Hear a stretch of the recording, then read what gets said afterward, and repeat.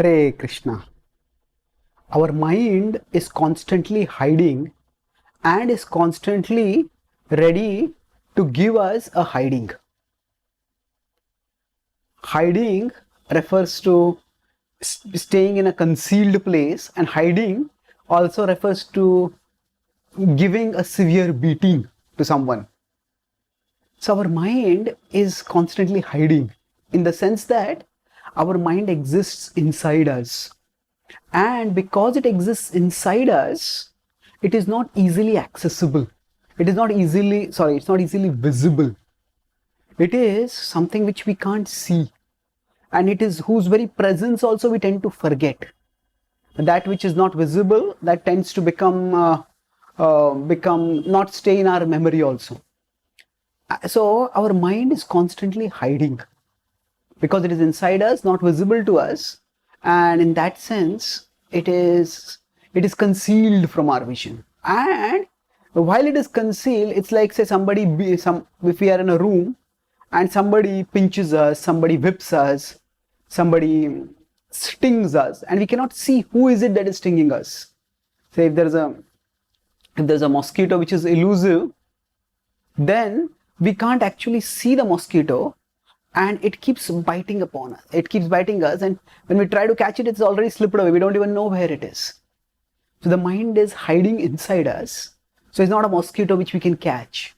And further, it is constantly ready to give us a hiding. That means once the mind becomes infatuated with a particular desire, it just goes crazy. It says, I want this, and I want this right away.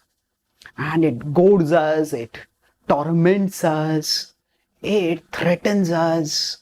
Basically, internally, it starts giving us a hiding until we give in and do whatever it is telling us to do.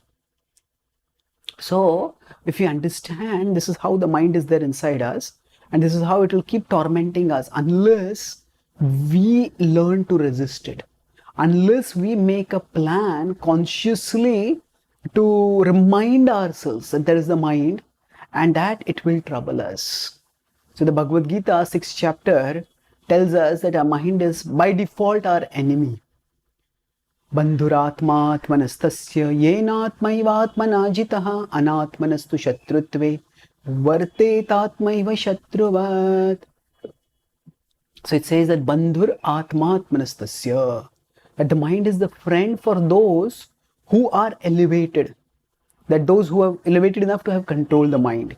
And the mind is the enemy for those who have failed to control it.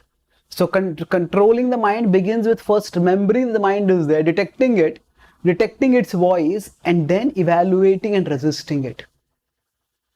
So how can we get the mind out of hiding?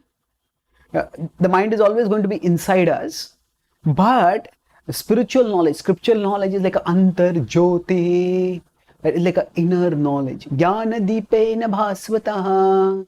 The Bhagavad Gita says that our inner world can become illumined by the torchlight of knowledge.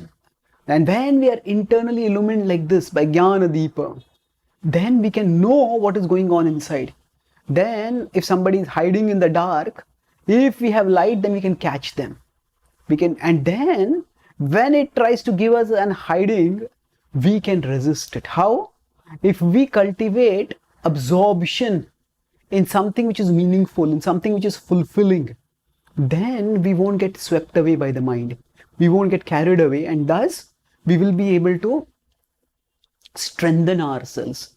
We will be able to overcome the temptations that the mind, the proddings of the mind that come from it, and we will be able to move forward purposefully. Thus we get the mind out of hiding with the torchlight of spiritual knowledge, and with the shield, with the protector of spiritual engagement, we save ourselves from its hiding, and then we engage it in Krishna's service, and gradually it becomes purified, and then it becomes our friend. Thank you. Hare Krishna.